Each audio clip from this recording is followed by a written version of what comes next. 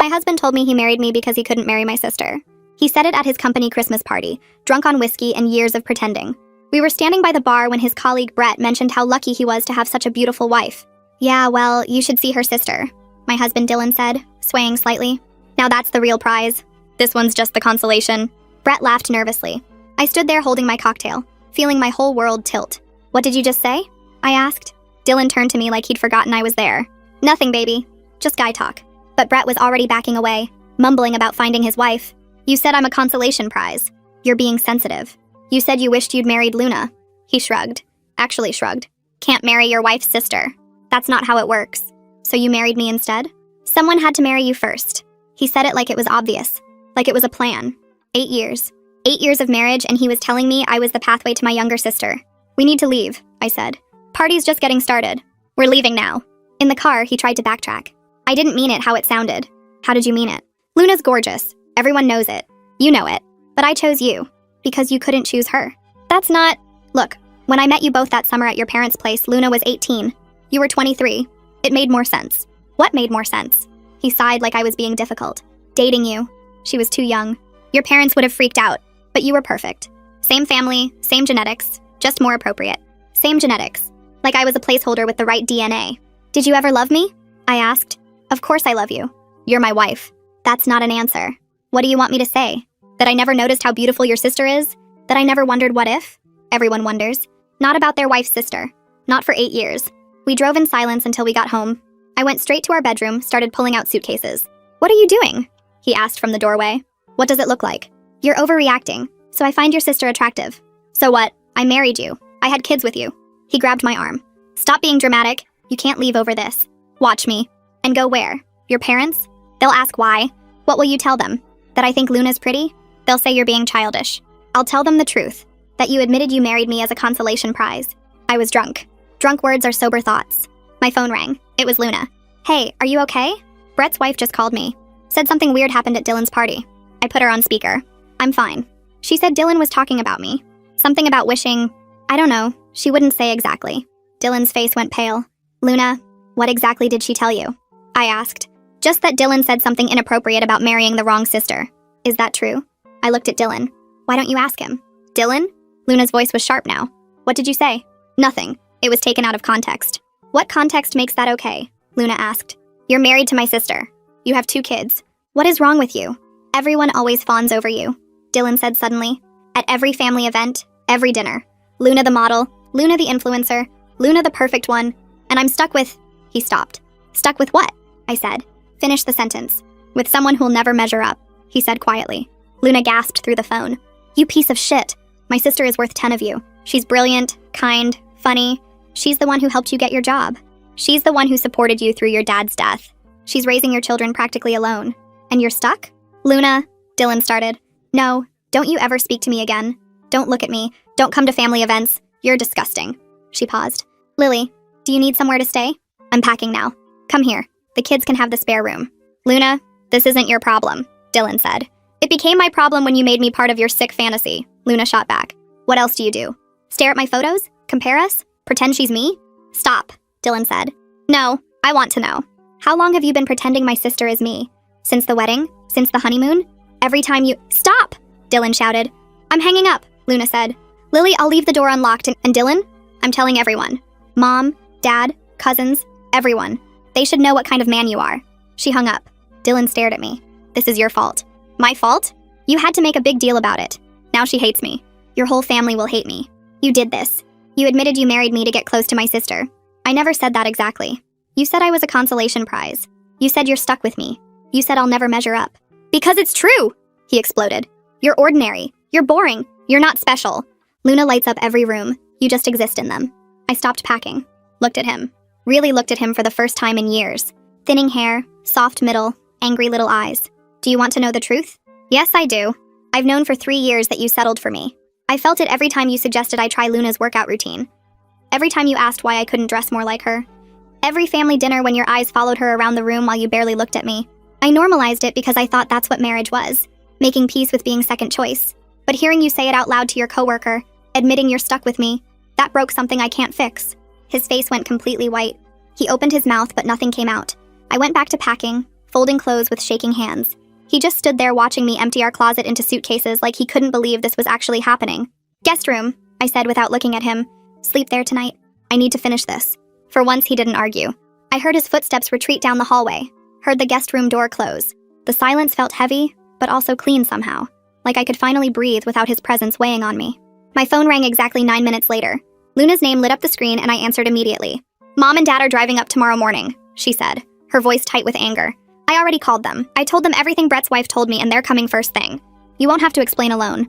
The relief hit me so hard I had to sit down on the edge of the bed. "Thank you," I managed to say. She told me she loved me and hung up to keep calling family members. I spent the rest of the night moving through our bedroom like I was haunting it. Every framed photo on the dresser showed moments I thought were real, but now felt fake. Our wedding picture where Dylan's smile looked genuine. The hospital photos with our newborns where he seemed proud. Vacation shots where we looked happy. I left them all there because they belonged to a version of me who didn't know the truth yet. I packed practical things, kids' clothes and favorite toys and school supplies. I took my laptop and important documents from the desk drawer. I left behind 8 years of building a life with someone who was always wishing I was someone else. The kids woke up around 7 asking about breakfast. I made pancakes and kept my voice steady when I told them we were going to stay at Aunt Luna's for a few days. My daughter asked if it was like a sleepover, and I said yes, exactly like that. My son wanted to know why, and I used the careful language you learn from other divorced parents, saying Mommy and Daddy need some space to figure things out. He asked if we were fighting, and I said sometimes grown-ups need time apart to think, which wasn't a lie, but wasn't the whole truth either. They accepted it the way kids do, already moving on to asking if they could bring their tablets. Dylan came out of the guest room looking terrible. His hair stuck up on one side and his eyes were red. He tried to kiss the kids goodbye like it was a normal morning, but our son pulled away.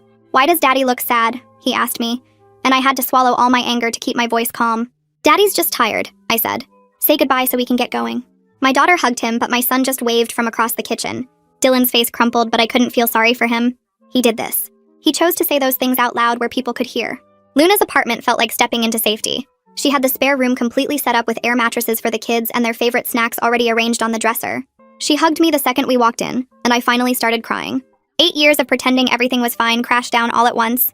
The kids ran off to explore the room while I sobbed into my sister's shoulder. She held me tight and didn't say anything, just let me break down in her hallway. My parents showed up right at noon like Luna promised. My father's face was red with anger, and my mother was already crying when I opened the door. They wanted every detail of what Dylan said at the party. Sitting on Luna's couch repeating his words made them sound even worse somehow. The consolation prize comment, the stuck with you part, the admission that I'll never measure up. My mother cried harder with each sentence and my father's jaw got tighter and tighter. When I finished, he pulled out his phone. "I'm calling him right now," my father said. His voice came out cold and controlled, which was way scarier than if he'd been yelling. He put the phone on speaker so we could all hear. Dylan answered on the second ring, sounding nervous. My father didn't waste time on pleasantries. "You're not welcome at family events anymore," he said. "Christmas, Thanksgiving, birthdays, nothing. You communicate through lawyers from now on. You don't call my daughter unless it's about the kids. You don't show up at family gatherings. You made your choice at that party and now you live with the consequences." Dylan tried to interrupt, but my father just hung up. My mother reached over and squeezed my hand while Luna sat beside me looking fierce and protective. My phone started buzzing before my father even set his down. Dylan's name flashed across the screen over and over. I let it ring out 3 times before the text started flooding in. "Your dad threatened me. This is insane. You need to call him off. I'm still your husband. We can work this out if you stop making everything so dramatic." Each message blamed me for making this a big deal. Like his confession at the party was somehow my fault for having feelings about it. I took screenshots of every single one and sent them to Luna without saying anything. She read them and her face got hard. "He's digging his own grave," she said quietly. My mother suggested turning off my phone for the night, but I wanted to see what else Dylan would say. The texts kept coming for another 20 minutes, getting angrier as I didn't respond. "You're turning everyone against me. Your family always loved you more anyway." Luna's probably thrilled to finally have drama to post about. That last one made Luna actually laugh out loud. "Does he think I'm going to Instagram his midlife crisis?" She asked nobody in particular. The doorbell rang around 7 and Luna went to answer it. Marissa stood there holding 2 bottles of wine and a bag of Chinese takeout, looking worried. "I heard through Sarah, who heard from her husband who works with Dylan," she said as she came inside. "I figured you could use some company and actual food." She hugged me tight and I realized I hadn't eaten since breakfast. Luna got plates while Marissa poured wine and told us what was going around the neighborhood. Half our street apparently knew what happened at the party, because Brett's wife had been very vocal about what she witnessed. "She told at least 5 people at yoga this morning," Marissa said. "Everyone's talking about how Dylan called you a consolation prize right in front of his coworkers." Marissa looked furious on my behalf. Brett's wife said she's never been so uncomfortable at a work event, and she used to be a public defender. My parents had left by then, but Luna stayed at the table with us, eating fried rice and occasionally checking her phone. Dylan tried calling her twice, and she just declined both calls without even looking bothered. The kids came out of the spare room asking for dinner, and I realized I'd been so caught up in everything that I hadn't fed them properly. Luna heated up chicken nuggets while I sat them down at her kitchen table. My daughter asked when we were going home, and I knew I couldn't keep saying we were just visiting. Luna pulled up a chair and helped me find the right words. Sometimes grown-ups realize they need to live in different houses for a while, I told them carefully. It doesn't mean anyone did anything wrong. You're going to stay here with me and Mommy for a bit, Luna added. And you'll still see Daddy, just at different times. My son asked if this was because Daddy was sad earlier, and I had to explain that this was about grown-up stuff that had nothing to do with them. Luna was better at this than me, keeping her voice cheerful and normal while my throat kept closing up. They accepted it easier than I expected and went back to their tablets after eating. Kids are weirdly resilient sometimes. Dylan's parents called while I was tucking the kids into their air mattresses. Luna grabbed my phone before I could even reach for it and answered herself. She's not ready to talk to you yet, Luna said firmly. There was loud talking on the other end, and Luna's expression didn't change. I understand you're upset, but your son publicly humiliated his wife at a company party. Luna listened for a minute, then her eyebrows went up. I could hear Dylan's mother crying in the background, saying she raised him better than this, her voice high and shaky. Luna told them I would call when I was ready and not before, then hung up. They wanted to come over and talk this through, Luna explained. I told them absolutely not. My hands were shaking and I felt grateful she'd intercepted. I wasn't ready to hear whatever excuses they'd prepared for their son. Henry called around 9, apologizing for the late hour. Marissa told me what happened and I wanted to offer some legal perspective, he said. I put him on speaker, so Luna could hear too. Henry explained that Dylan's public confession about marrying me as a consolation prize could actually matter in divorce proceedings, especially regarding claims of emotional abuse. His firm had connections to several good family law attorneys if I wanted a referral. The fact that he said these things in front of witnesses at a work event makes it documented, Henry continued. It's not just your word against his. I felt something shift in my chest hearing him lay it out so practically. This wasn't just hurt feelings or a bad marriage. This was something with legal weight. Henry gave me 3 names to call and told me not to wait. The sooner you establish representation, the better, he said. Luna was already writing down the names and numbers before I could even process what was happening. Jamaica's office was downtown, in a building with marble floors and expensive art. I met with her 2 days later, leaving the kids with Luna. Jamaica was maybe 50, with gray hair cut sharp and direct eyes that didn't miss anything. She asked me to tell her everything from the beginning, and I walked through the whole night, from the Christmas party to Dylan's texts to my father's call. When I finished, she leaned back in her chair. His words constitute a pattern of emotional abuse, she said without any softening. The consolation prize comment, the comparisons to your sister, the admission he married you to get closer to her. She tapped her pen against her notepad. Are there other examples throughout your marriage? Things you might have dismissed as jokes or normal marital friction? Sitting in Jamaica's office with her looking at me so directly, I started remembering things I'd pushed down or explained away. Dylan suggesting I try Luna's workout routine because she looked so toned. Him asking why I couldn't dress more like Luna when we had events to attend. The joke he made about our kids getting lucky with genetics, implying they could have turned out like me instead. Each memory felt like waking up from fog, seeing patterns I'd been living inside without recognizing them as wrong. There was the time he showed me Luna's Instagram, and said he wished I'd put that much effort into my appearance. The Christmas 2 years ago when he spent the whole day at my parents' house following Luna around with his eyes while I tried to pretend I didn't notice. His suggestion that we vacation where Luna was traveling, so we could meet up with her, like that was a normal thing to want. Jamaica wrote everything down and her face got harder with each example. This is textbook emotional abuse through comparison, she said when I finished. He's been undermining your self-worth systematically. I felt sick realizing how much I'd normalized, how many times I'd told myself I was being sensitive or jealous. Dylan showed up at Luna's apartment unannounced 3 days after I moved in. I was making lunch for the kids when the doorbell rang and Luna went to answer it. I heard his voice immediately. I need to see my kids. Luna's response was calm but firm. You need to arrange visits through proper channels now. You don't just show up expecting access. I moved to where I could see the doorway. Dylan looked terrible, unshaven and rumpled, but I couldn't feel sorry for him anymore. Let me in, he demanded. This is between me and my wife. Luna actually laughed. Your wife is my sister and you're not coming in here. The confrontation escalated fast. Dylan accused Luna of poisoning me against him, his voice getting louder. You've always wanted this, he said. You've always been jealous that I chose her over you. Luna's laugh was genuine and cutting. You managed to poison her against you all by yourself at that Christmas party. I didn't have to do anything. She crossed her arms and blocked the doorway more completely. You stood in front of your coworkers and called her a consolation prize. You told her she'll never measure up. That's all you. Dylan tried to push past her, but Luna held her ground. The kids appeared behind me asking what was happening, and I turned them back toward the spare room. Go watch your show, I told them. Daddy's just leaving. Ezekiel called me directly that evening after Dylan left. His voice had that fake friendly tone men use when they're trying to smooth things over. Boys will be boys, he started. Dylan had too much to drink and said some things he didn't mean. I felt anger replace the numbness I'd been carrying. Dylan was sober enough to articulate 8 years of settling for second best, I told him. He was sober enough to explain his whole strategy of dating me because Luna was too young. He meant every word. Ezekiel tried the reasonable approach next. suggesting we all sit down and talk this through like adults. I told him talking time was over and hung up before he could respond. Luna high-fived me from across the room. 3 days later, I drove back to the house while Dylan was at work to get more clothes and toys for the kids. Walking through the front door felt wrong, like I was trespassing in someone else's home instead of the place I'd lived for 8 years. The living room still had our family photos on the walls and the couch we'd picked out together, but everything looked different now, like props in a play about someone else's life. I moved through each room gathering things for the kids, opening closets and drawers I'd organized myself, touching furniture we'd saved up to buy. The kitchen had the coffee maker Dylan used every morning and my favorite mug still sitting in the dish rack. I packed the kids' winter coats from the hall closet and grabbed their favorite stuffed animals from their beds. My daughter's room had drawings taped to the walls, and my son's had his collection of toy cars lined up on the shelf. I took photos of their rooms on my phone, so I could try to make Luna's spare room feel more like home for them. In our bedroom, I started pulling clothes from my side of the closet, and that's when I noticed Dylan's nightstand drawer was slightly open. I knew I shouldn't look, but I pulled it open anyway. Inside was his old leather journal from college that I'd seen him write in years ago, but thought he'd stopped using. The first page I opened to was dated 3 months after we started dating. He'd written about a family barbecue at my parents' house where Luna wore a sundress and how he couldn't stop watching her. The entry said she was the one that got away, and I was good enough for now until he could figure out a better plan. I sat down hard on the bed and kept reading. Page after page of entries about Luna mixed in with entries about me, and the contrast was brutal. When he wrote about Luna, he used words like captivating and magnetic and perfect. When he wrote about me, he used words like practical and safe and acceptable. There was an entry from the week he proposed to me where he wrote about how marrying me was the smart move, because it kept him connected to Luna and my parents liked him. He actually wrote out a plan for how being my husband would give him more access to family events where Luna would be. I took photos of every page with my phone, my hands shaking so hard I had to retake several shots. This wasn't just drunk talk at a Christmas party. This was 8 years of calculated settling written down in his own handwriting. I shoved the journal back in the drawer and finished packing as fast as I could, desperate to get out of that house. Sunday dinner at my parents' house felt more like a war meeting than a family meal. Luna came with me for support, and my parents had already set the table with extra food like they were preparing for a long discussion.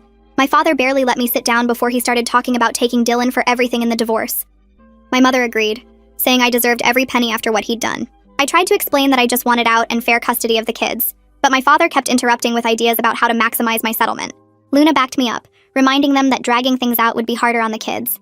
My mother cried through most of dinner, apologizing for not seeing what Dylan was really like. My father wanted to know every detail of what Dylan had said at the party, and I had to repeat it all again. By the time dessert came around, I felt exhausted from rehashing everything. My parents meant well, but their anger was overwhelming when I just wanted to move forward quietly. Back at Luna's apartment that night, my phone started ringing from a number I didn't recognize. I answered and heard Dylan's voice immediately. He was calling from different numbers because I'd blocked his cell. The voicemail he left was apologetic, begging me to talk to him. An hour later, another call came from a different number, and this voicemail was angry, accusing me of turning everyone against him. Then another call, another number, back to apologetic. Jamaica told me to save every single voicemail and text for documentation. She said the pattern of harassment would matter in court, especially the way he kept changing between sorry and hostile. I started a folder on my phone just for Dylan's messages, and it filled up fast. Marissa stopped by Luna's place with coffee and news from the neighborhood. She'd heard through Brett's wife that several people at Dylan's company had complained to HR about his comments at the Christmas party. Apparently, Dylan had a reputation at work for talking about Luna in ways that made people uncomfortable. Brett got pulled into HR to give a statement about what he'd witnessed, and other coworkers came forward with their own stories. One woman said Dylan had shown her Luna's social media photos and made inappropriate comments. Another said he'd compared his wife unfavorably to his sister-in-law at multiple company events. Marissa said the whole office was talking about it, and Dylan's boss was not happy. I felt sick knowing his obsession with Luna had been so obvious to his coworkers while I'd been at home thinking our marriage was normal. The kids needed help processing everything, so I enrolled them in temporary counseling through their school. The counselor was kind and experienced with children of divorce. After their first session, she told me they were doing okay overall, but my son kept asking if Daddy stopped loving Mommy. That question broke my heart because I didn't know how to explain that Daddy never loved Mommy the way he should have. The counselor said it was normal for kids to worry the parent who left might stop loving them too. She gave me scripts for how to reassure them that both parents loved them even though we couldn't live together anymore. My daughter seemed to be handling things better, but she'd started having nightmares about our family breaking apart. Dylan's mother reached out through Luna, asking if we could meet for coffee without Dylan knowing. I didn't want to, but Luna said she'd sounded genuinely devastated on the phone. Against my better judgment, I agreed to meet her at a coffee shop near Luna's apartment. I figured I owed her nothing, but maybe hearing her out would give me some closure. The coffee shop meeting was harder than I expected. Dylan's mother was already crying when I walked in, her eyes red and puffy like she'd been crying for days. We hadn't even ordered coffee yet, and she was apologizing through tears. She said she'd suspected Dylan had an unhealthy interest in Luna, but convinced herself marriage and kids would fix it. I ordered us both coffee while she composed herself enough to talk. She told me about noticing little things over the years, like how Dylan's eyes would follow Luna at family gatherings, or how he'd find excuses to sit near her at holiday dinners. She'd mentioned it to Ezekiel once, and he'd told her she was imagining things. I listened while she cried and apologized, feeling oddly detached from the whole conversation. Then Dylan's mother told me something that made everything worse. She said Ezekiel had pushed Dylan to marry me quickly because he thought I was stable and would settle him down. Her exact words were that Ezekiel saw me as good wife material who would keep Dylan on track. She apologized for not speaking up when she noticed Dylan staring at Luna during our wedding reception. She apologized for not warning me when she overheard Dylan talking about Luna to his brother. She apologized for all the time she stayed quiet because she wanted to believe her son was better than his behavior showed. I thanked her for telling me and left the coffee shop feeling even more betrayed than before. I made an appointment with Callista Brooks, a therapist who works with people dealing with betrayal in relationships. Her office was calm and comfortable with soft lighting and tissues on every surface. Our first session was mostly me crying while she listened and took notes. I told her everything from the Christmas party confession to finding Dylan's journal to learning his own mother knew something was wrong. Callista didn't try to minimize anything or rush me through my feelings. She said discovering your marriage was built on being someone's second choice was genuinely traumatic, and I needed to let myself grieve. She explained that I wasn't just grieving the end of my marriage, but also grieving the marriage I thought I had for 8 years. By the end of the session, I felt exhausted, but also validated in a way I hadn't felt since this whole nightmare started. Callista gave me homework to start journaling about my feelings, and we scheduled weekly appointments going forward. 2 weeks after starting therapy, I got an email from Jamaica with an attachment labeled Counter Petition. Dylan had filed his own divorce paperwork claiming we had problems we couldn't fix and asking for equal custody of the kids. I sat at Luna's kitchen table staring at the document while she made coffee. Jamaica called an hour later explaining this was normal, that most divorces involved both sides filing papers, but we needed to respond by documenting Dylan's pattern of putting me down and comparing me to Luna. She asked me to write down every instance I could remember of him making me feel less than. I started a list that evening and filled 3 pages before I had to stop because my hand was shaking. The kids were scheduled for their first overnight at the house with Dylan the following Friday. I packed their bags twice, unpacking and repacking because I kept forgetting things or second-guessing what they needed.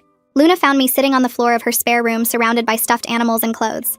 She helped me finish packing and reminded me Dylan had taken care of them before, that one night wouldn't hurt them. But when I dropped them off Friday evening, watching them walk into the house with their little backpacks, I felt sick. I drove back to Luna's apartment and paced for 3 hours straight. Luna tried to distract me with a movie, but I couldn't sit still. I checked my phone every 5 minutes even though I knew Dylan wouldn't call unless something was wrong. I barely slept that night, lying awake imagining worst-case situations. When I picked them up Saturday morning, they seemed happy and normal. My daughter showed me a drawing she made and my son talked about the pancakes Dylan made for breakfast. But then my daughter asked why we couldn't all live together if Daddy promised to be nicer. I told her sometimes grown-ups need to live separately even when they love their kids very much. But the question stayed with me all weekend. On Monday, Luna showed me a message she got from someone claiming to be Dylan's friend. The message said she was breaking up a family by being too hot, that she should be ashamed of herself for coming between a husband and wife. Luna screenshot the whole thing and posted it with a long caption about how men who blame women for their own bad behavior are showing exactly why they can't be trusted. She talked about how Dylan made his choices, and his words at that Christmas party were his responsibility, not hers. The post started getting shared within hours. I saw it had hundreds of comments by Tuesday morning and felt worried about all the attention. Luna came home from a photo shoot and found me scrolling through the responses. I told her I was scared this would make everything worse, that Dylan would get angry about being exposed like this. She sat down next to me and grabbed my phone, closing the app. She reminded me Dylan made this public when he said those things at his work party in front of his colleagues. She wasn't going to hide what he did just to protect his reputation when he clearly didn't care about mine. I had my weekly appointment with Callista on Wednesday, and spent most of the session talking about the kids. I told her I was scared Dylan would compare them to any children Luna might have someday, that he'd make them feel like backup options the way he made me feel. Callista listened and then asked me what I could control in this situation. I said nothing, that I couldn't control what Dylan said or did. She nodded and explained that I was right. I couldn't control Dylan's behavior, but I could model good self-worth for my kids. I could show them what it looked like to value yourself and demand respect. She gave me homework to practice positive self-talk when the kids were around, to let them see me being kind to myself. Jamaica filed our response to Dylan's petition on Thursday morning. She included detailed records of Dylan's pattern of comparing me to Luna, using examples from the list I'd written plus testimony from family members who witnessed his behavior over the years. Dylan's attorney called Jamaica that afternoon and she put him on speaker so I could hear. He called our response inflammatory and exaggerated, said we were painting Dylan as some kind of villain when he was just a man going through a divorce. Jamaica told him emotional abuse through constant negative comparisons was documented and real, then hung up. I sat in her office feeling angry that Dylan's lawyer could dismiss years of hurt like it was nothing. Marissa texted me Friday inviting me to her place for girls' night. She said Luna was coming and a few other friends, that I needed to laugh and remember who I was outside of this divorce mess. I almost said no because I was tired, but Luna convinced me to go. We showed up at Marissa's house with wine and found her living room full of women I'd known for years but barely seen since my marriage. They hugged me and told me they'd heard what happened, that they were sorry I was going through this. We ate snacks and drank wine, and someone told a story about their own terrible ex that had us all crying from laughter. Marissa's friend from work did impressions of bad dates she'd been on, and I laughed so hard my stomach hurt. They reminded me I was funny when I told a story about the kids, that I was smart when I explained a graphic design project, that I was interesting beyond just being Dylan's wife. I drove home that night feeling lighter than I had in weeks. My phone buzzed at 2 in the morning with an email notification. I grabbed it thinking something was wrong with the kids, but it was from Dylan. The subject line said, "Please read," and the message was long, filling my entire screen when I opened it. He apologized for everything, said he'd been awful and he knew it now. He begged for another chance, promised he'd go to therapy and never mention Luna again.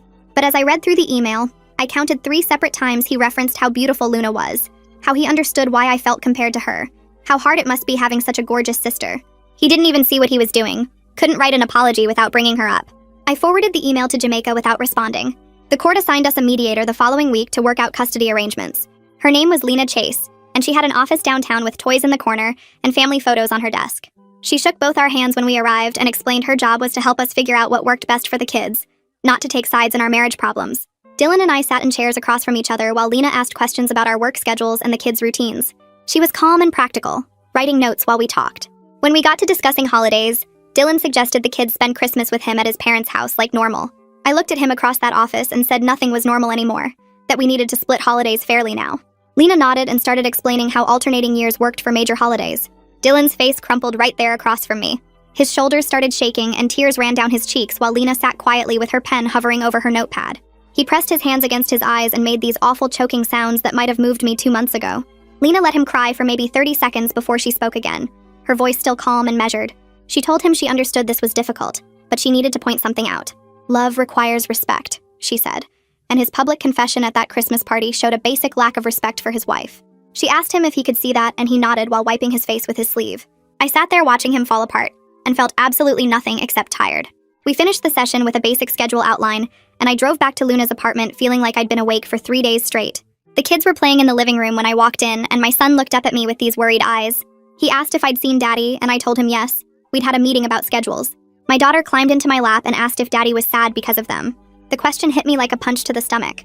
I held her close and explained very carefully that grown-up problems are never ever the fault of children, that Mommy and Daddy both love them more than anything. She hugged me tight and whispered that she loves me the most in the whole world, and I had to excuse myself to the bathroom where I cried so hard I had to run water so the kids wouldn't hear. Luna knocked on the door after a few minutes and asked if I was okay. I splashed cold water on my face and came out to find her making the kids grilled cheese sandwiches. She told me she had something to ask me later when the kids were in bed. That night, after I got them settled in the spare room, Luna poured us both wine and told me about a work event coming up where she was honored for her marketing success. She wanted me to come with her, said it would be good for me to get out and do something that wasn't about the divorce. I almost said no because going to Luna's glamorous work event sounded exhausting, but she gave me this look that said she really wanted me there. I agreed and she hugged me, then started talking about what I should wear and how excited she was for me to meet some of her colleagues. The event was at this nice hotel downtown with a big ballroom and people in cocktail dresses everywhere. Luna looked amazing in a silver dress that caught the light, and I watched her work the room like she was born to do it. She introduced me to people as her sister, and they actually seemed interested in talking to me. A woman from a tech startup asked about my work, and I mentioned graphic design. And suddenly we were having this whole conversation about branding and visual identity. Another guy wanted to know if I did freelance work and gave me his card. I realized standing there in that ballroom that I'd been defining myself through Dylan's view of me for so long that I'd forgotten I had my own skills and interests. People weren't comparing me to Luna. They were just talking to me like I was interesting on my own. Jamaica called 3 days later to tell me Dylan's attorney had sent over a settlement proposal. She walked me through it over the phone and I kept waiting for the catch. But it was actually fair. 50-50 custody with alternating holidays, assets split down the middle, college funds for the kids protected and shared. Jamaica said in her professional opinion we should accept it and move forward rather than dragging things out in court. I told her I'd think about it and call her back. I spent that night going over the proposal at Luna's kitchen table, reading each line carefully. It wasn't about winning or losing anymore. It was just about ending this chapter, so I could start figuring out what came next. I called Jamaica the next morning and told her to accept the terms. She scheduled a time for me to come sign everything at her office. My hand shook when I picked up the pen, and Jamaica put the settlement agreement in front of me with little sticky tabs marking where I needed to sign. I went through each page slowly, my signature getting messier as I went because my hand wouldn't stop trembling. Jamaica witnessed everything and made copies, then shook my hand and told me she was proud of how I'd handled all this. I walked out of her office feeling strange and empty, like I'd just closed a door on 8 years of my life. My next therapy session with Callista focused on processing what she called anticipatory grief. She explained that I was mourning not just the end of my marriage, but the loss of 8 years that were built on Dylan's fantasy of someone else. I told her it felt like wasted time and she stopped me right there. "Those years gave you your children," she said, "and they taught you exactly what you won't accept going forward. That's not wasted, that's information." She gave me homework about listing my boundaries for future relationships, and I left her office feeling slightly less hollow. Marissa called that weekend with news that Dylan's company had quietly moved him to a different department. She'd heard from a friend who worked there that the HR investigation into his workplace behavior had turned up multiple complaints. Several women reported feeling uncomfortable with how he talked about women in general, and Luna specifically. I thanked Marissa for telling me and felt a grim satisfaction that there were actual consequences for once. I started looking at apartments the following week, scrolling through listings on my phone during the kids' bedtime. Luna offered to help with the deposit, but my parents insisted on covering it as a fresh start gift. I found a place in a neighborhood near good schools with a park just 2 blocks away. It was small, but it was mine, with 2 bedrooms so the kids could each have their own space. The landlord showed me around and I could picture our life there, something separate from Dylan and all his comparisons. I filled out the application that same day. The lease approval came through faster than expected, and suddenly I was signing paperwork for my own apartment, my first place living independently since college. I sat in the empty living room after getting the keys, looking at bare walls and clean carpet, and felt this weird mix of complete terror and genuine excitement about what came next. Moving day came 3 weeks later, and I loaded boxes into Luna's borrowed SUV, while the kids bounced around asking if they could pick their own wall colors. My son wanted his room blue like the ocean, and my daughter insisted on purple with glow and the dark stars on the ceiling. We spent the first afternoon unpacking clothes and books, the kids racing between their new rooms, comparing closet sizes and window views. My son dragged his favorite dinosaur bedspread onto his mattress and announced this felt like a camping adventure, which made me laugh and want to cry at the same time. Luna showed up with pizza and helped us assemble furniture from boxes, her electric screwdriver making quick work of bed frames while I sorted kitchen supplies. By nighttime, the apartment still looked half empty, but it was ours. Nobody else's voice in my head about paint colors or furniture placement. That Friday, Dylan texted asking for the new address and what time he should pick up the kids for his first custody weekend. I sent him the information with no extra words, keeping everything factual and brief. He arrived exactly on time Saturday morning, standing in the hallway outside my door instead of trying to come inside. The kids grabbed their overnight bags and hugged me goodbye while Dylan looked everywhere except at my face. He asked if they had everything they needed, and I confirmed they did, then watched them walk down the hall toward the elevator. The whole exchange took maybe 3 minutes and felt stiff and uncomfortable, but also like progress, like we were figuring out how to exist in each other's orbit without the old patterns. Luna came over Sunday afternoon with paint samples and we spread them across my bedroom floor, comparing different shades of sage green that Dylan had always vetoed as too bold. We picked the darkest one and spent hours rolling it onto the walls while music played from her phone.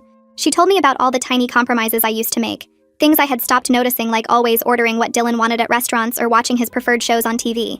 I realized how much of myself I had folded away to avoid his comparisons, how I had made myself smaller hoping that would be enough. Luna said I was going to rediscover who I was without his voice telling me I was less than, and something about the way she said it made me believe her. My therapy session with Callista that week focused on rebuilding my sense of self-worth separate from anyone else's opinion. She gave me homework to write down 20 things I liked about myself that had nothing to do with appearance or how I compared to other people. I sat in my new apartment that night staring at a blank page, realizing how hard it was to think of myself outside that framework. Eventually, I wrote things like I was good at solving problems and I made my kids feel safe, and I could draw detailed illustrations for work projects.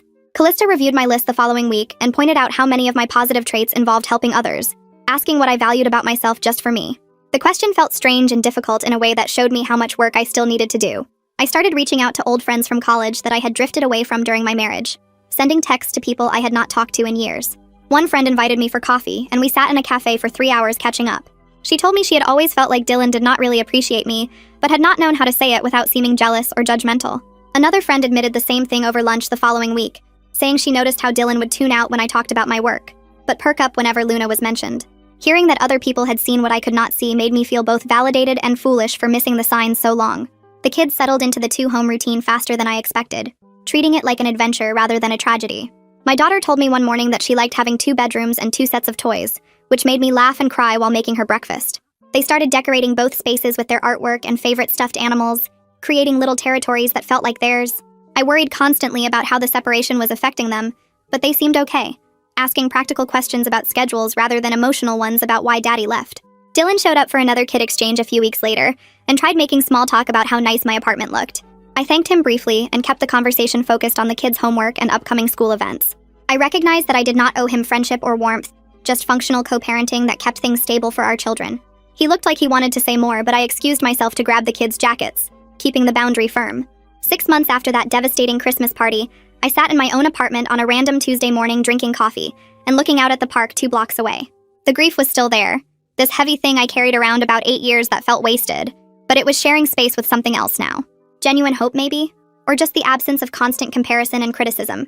I felt lighter than I had in years, like I could breathe fully instead of holding myself small and compressed. The divorce was not finalized yet, and co-parenting had its awkward moments, but I was building something real here, something that was actually mine.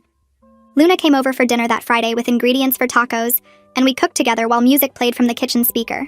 My daughter danced around spinning in circles, and my son helped Luna chop tomatoes with a plastic knife. This was what family actually looked like, I realized while watching them laugh together.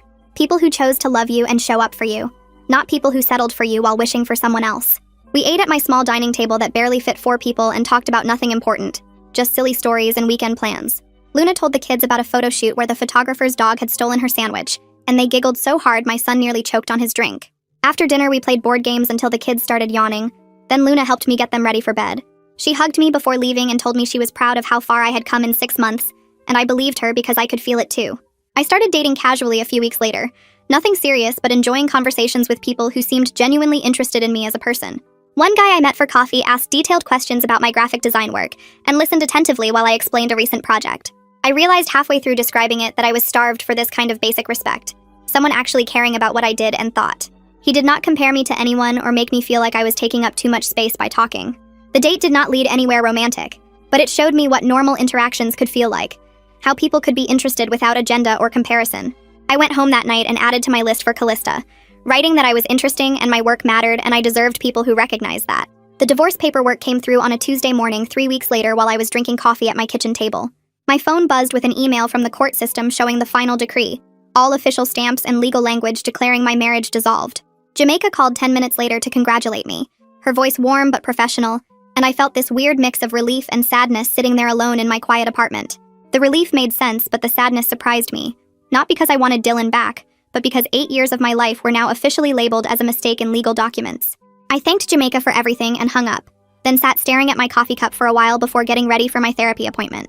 Callista's office felt familiar now after months of sessions, the soft couch and tissue box and her calm presence becoming this safe space where I could say things out loud that felt too big to keep inside. She told me I had made remarkable progress since that first session, where I could barely talk without crying, moving from devastation to acceptance to actually building a real life for myself. The healing would not be linear, she reminded me, and there would still be hard days ahead when old wounds ached or loneliness felt heavy. But I had proven to myself that I could handle difficult things and come out stronger. I left her office feeling lighter, like someone had given me permission to stop carrying around guilt about the divorce or shame about being fooled for so long.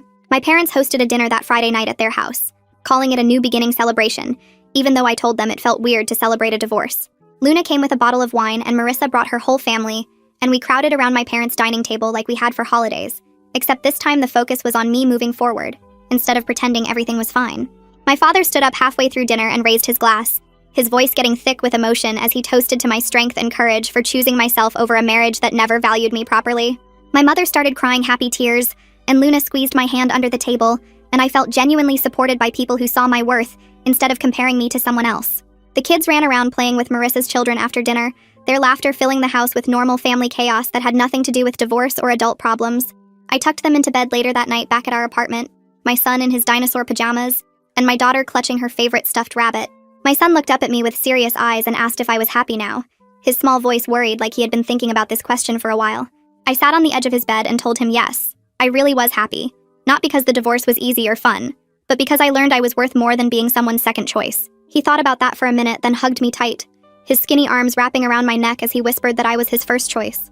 I held him close and felt something settle in my chest, this understanding that his ranking was the only one that ever really mattered.